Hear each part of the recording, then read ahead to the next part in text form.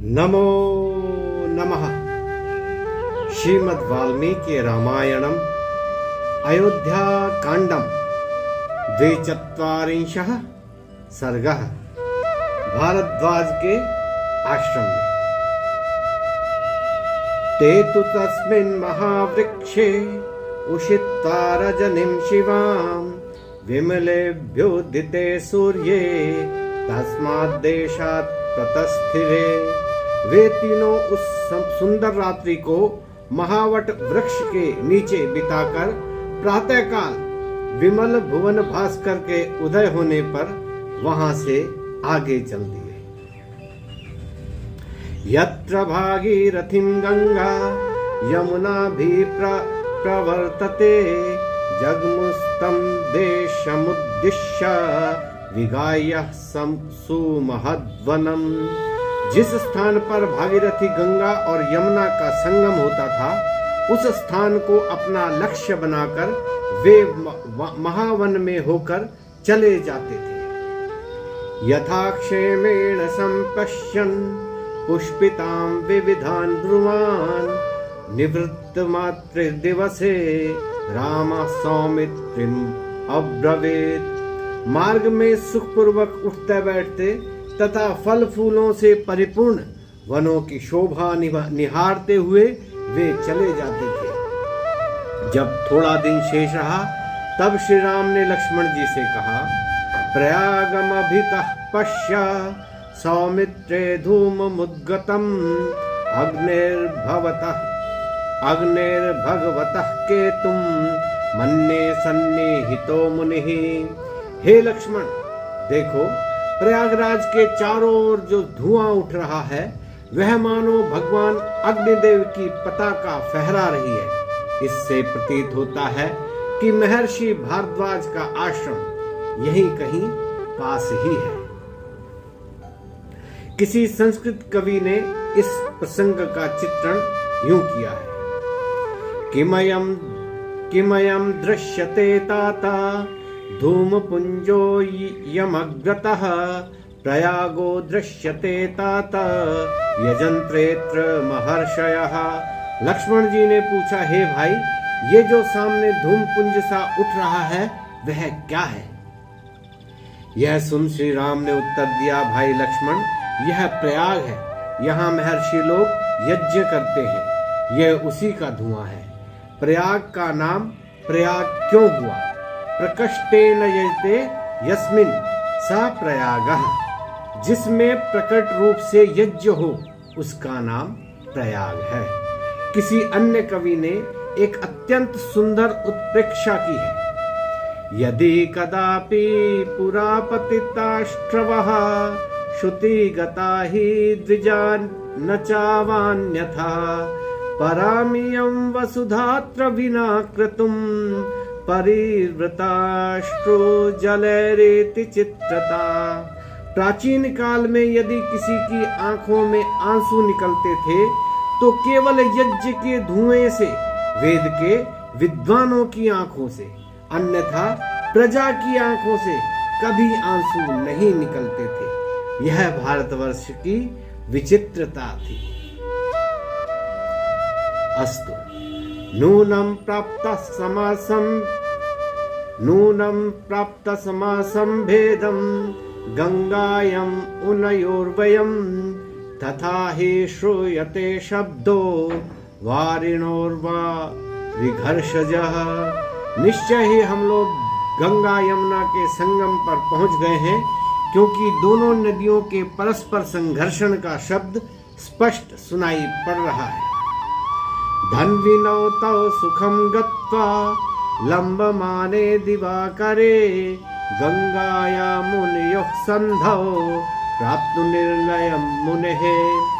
इस प्रकार सुखपूर्वक चलते हुए एवं परस्पर वार्तालाप करते हुए वे दोनों धनुर्धारी भाई सूर्य के अस्त होते होते गंगा जमुना के संगम पर स्थित महर्षि भारद्वाज के आश्रम में पहुंचे।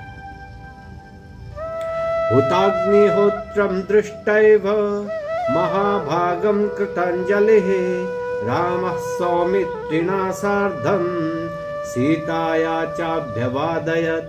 महाभाग महर्षि भारद्वाज को, जो अभी अभी अग्निहोत्र समाप्त करके चुके थे, देखकर श्री राम ने लक्ष्मण और सीता सहित उन्हें हाथ जोड़कर प्रणाम किया। पुत्रो दशरथस्य वाम भगवन् राम लक्ष्मणौ भार्या ममेयं वैदेही कल्याणी जगतात्मजा।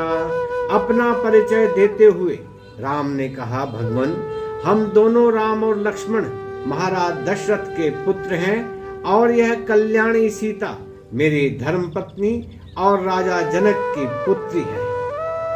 पित्रा नियुक्त भगवन् प्रवेक्ष्यामस्तपोवनम् धर्ममेव चरिष्यामस् तत्र मूल फलाशनः। भगवान, हम लोग पिताजी की आज्ञा अनुसार तपोवन में प्रवेश करेंगे और फल मूल खाते हुए धर्म का आचरण करेंगे। तस्य तद्वचनं श्रुत्वा राजपुत्रस्य धीमतः उपानयत् धर्मात्मा गामर्ध्यम् उदकं ततः।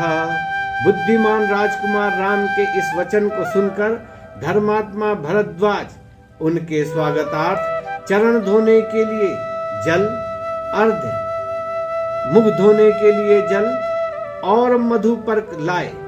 नाना विधानन्नरसान् वन्य फूल फलाश्रयान् तेभ्यो ददौ तप्ततपा वासं चैवान् वकल्पयत्।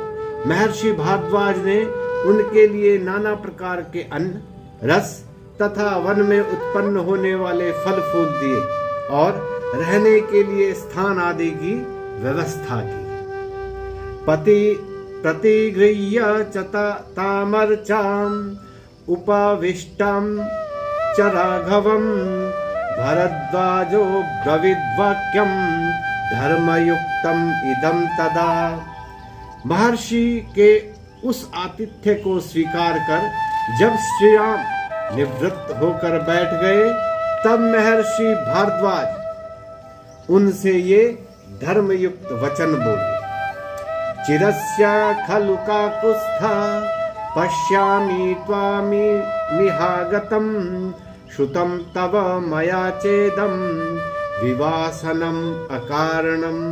हे काकुत्स्थ, बहुत दिनों के पश्चात आज मैं पुनः तुम्हें इस आश्रम में आया हुआ देखता हूँ। आपके अकारण वनवास के विषय में भी मैंने सुन लिया है। अवकाशो विविक्तोऽयं महानद्यो समागमे पुण्यश्च रमणीयश्च वसत विहा भगवान सुखम।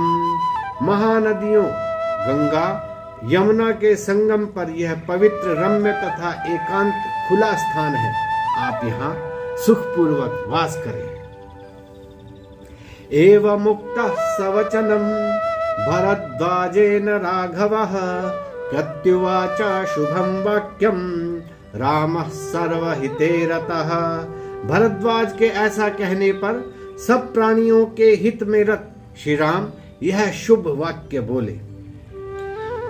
भगवन्नितः आसन्नः पौरजानपदौ जनः सुदर्शम इह मां प्रेक्ष्य मन्येऽहमिममाश्रमम् आगमिष्यति वैदेहीं मां चापि प्रेक्ष्यतो जनः अनेन कारणेनाहम् इह वासं न रोचये। भगवन, यह वास स्थान जनपद और पूर्ववासी लोगों को बहुत निकट पड़ेगा, अतः मुझे और सीता जी को देखने के लिए वे लोग सरलता पूर्वक यहाँ आ जाया करेंगे, इसलिए मुझे यहाँ रहना उचित नहीं जान पड़ता। एकांते पश्य भगवन् आश्रमस्थानमुत्तमं रमते यत्र वैदेही सुखार्हा जनकात्मजा। भगवन, कोई ऐसा एकांत और उत्तम स्थान आश्रम के लिए बताइए जहाँ सुख पाने योग्य सीता जी का मन लग सके। एतत् श्रुत्वा शुभं वाक्यं भरद्वाजो महामुनिः राघवस्य ततो वाक्यम् अर्थग्राहकम् अब्रवीत्। श्री राम के इन वचनों को सुन महामुनि भारद्वाज उनसे यह अर्थपूर्ण वचन बोले। दशाक्रोशा इतस्तात गिरिर्यस्मिन् निवत्स्यसि महर्षि सेवितः पुण्यः सर्वतः सुख दर्शनः। हे वत्स, यहाँ से 10 कोस पर महर्षियों से सेवित चारों ओर नयनाभिराम दृश्यों से युक्त पवित्र पर्वत है, वहां पर तुम सुखपूर्वक निवास कर सकोगे। तस्य प्रयागिरामस्य तं महर्षि मुपेयुषः प्रापन्ना रजनी पुण्या चित्रः कथयतः कथः। प्रयाग में महर्षि के पास में आए हुए राम से अनेक प्रकार की विचित्र और मनोहर कथा वार्ता होते हुए पुण्यमयी रात्रि आ गई। सीता तृतीयः काकुत्स्था परिशान्तः सुखोचितः भरद्वाजाश्रमे रम्ये तां रात्रिं वसत् सुखम्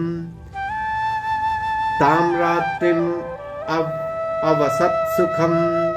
सुख से रहने योग्य राम लक्ष्मण एवं सीता ने मार्ग चलने से परिश्रांत होकर वह रात्रि महर्षि भारद्वाज के रम्य आश्रम में सुखपूर्वक व्यतीत की। नमो